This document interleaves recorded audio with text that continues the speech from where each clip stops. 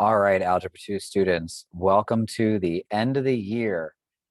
And it's been quite a year, and you did wonderful. And there's stuff that still need to cover. Now, you are in the same boat as every other person who's lived through this pandemic. So don't start freaking out.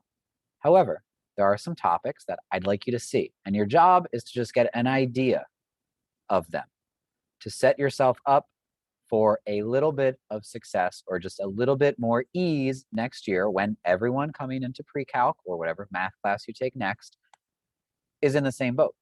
They haven't seen as much as a student would have in a non-pandemic year. So to do that, I organized a folder in Schoology. I actually went into the folder, so let's go back to our materials page. You're going to go to Get Ready for Next Year. I organized chapter 7, 8, and 9. Now, I don't have all the videos for all of chapter 9, but the truth is we probably weren't going to get to it all anyway if it was 2019. For each chapter, though, I did link to my entire YouTube playlist. You also know you can go to the Student Dynamic ebook, and they have videos for the examples and the monitoring progress if you want to skim through them. I also organized as best as I can, and it is not a perfect one-to-one comparison, the IXLs for each section, since we're not going to be using big ideas like the textbook like we normally do. And I want you to have instant feedback. So here's all the IXLs for 7-1. Here's the only IXL for 7-2, okay? And I want you to keep track of your progress. Oops. Sorry about that. As you finish the IXLs that you choose to finish, or not even get the whole way, you're going to do what's called a spider chart or a radar chart. Radar charts, here's yours. I know them from American football. Funny thing is, if you actually, although I searched here for football because I searched enough times for American football, this one always comes up, and I thought it was a great example. So you can use radar charts for a lot of stuff. I know them from football, like I said, and this is the real football, not the one I watch, but like Messi, for instance.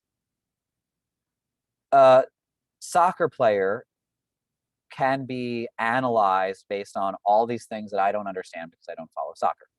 But you can tell that Messi is the best at non-penalty goals. He's the best at shots. He's the best at passing. He's pretty darn good at shooting. He's the best at assists. He's not so great at key passes. I don't know what those are, right? And these are all different ways that soccer players are evaluated.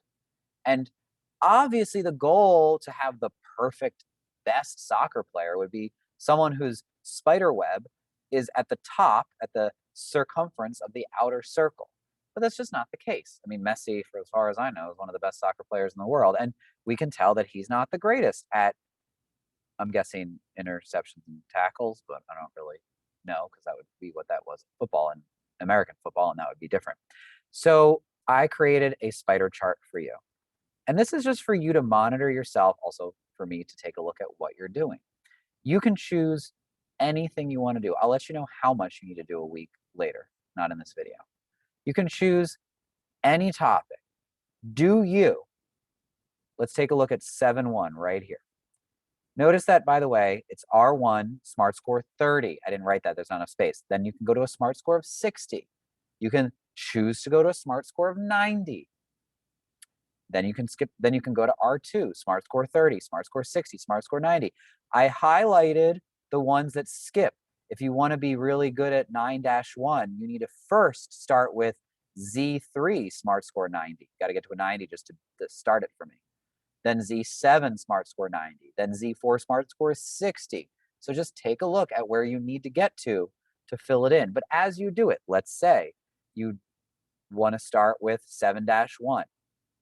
Go here, choose scribble. And you're going to, I have to choose it again though, because I've been messing it up. You're going to scribble it in. I got R1 to a smart score of 30, and then you can do it again when you get to, and obviously if you want to just go up to a smart score 90 right away. So you're going to scribble this in, or if you have a more creative way of filling it in, you're going to do that. And now you get to make a choice though. Again, you don't even have to start with chapter 7. Maybe you want to just be really good at chapter 8. So you're going to go, then you're going to be like, you know what, enough of chapter 7. I'm going to scribble up and please fill it in. I want it to try to be a little artistic with this. And this is a nice trial and error. Again, a trial and error. So you obviously there's kinks that need to be worked out. And if you know a better way, please share it with me. But you're going to scribble. And you could choose to do more, right? You could choose to peak and you're going to go all the way from CC5 to CC10. You only need to get a smart score of 60 to be the best at 8-1 defining sequences and series. And of course, it went away. You need to double check your work that it stays. But so you could peak, or you could decide, there we go, got to click out and then click in. You can decide you want to just be really good.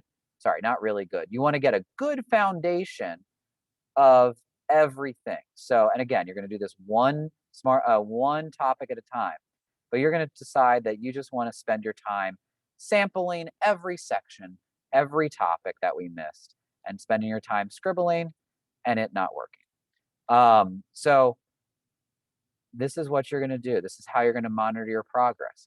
So if I looked at this, I know that this student had a good foundation. Well, first of all, I know what you've done in IXL because it's underneath there. Second, this student had a good foundation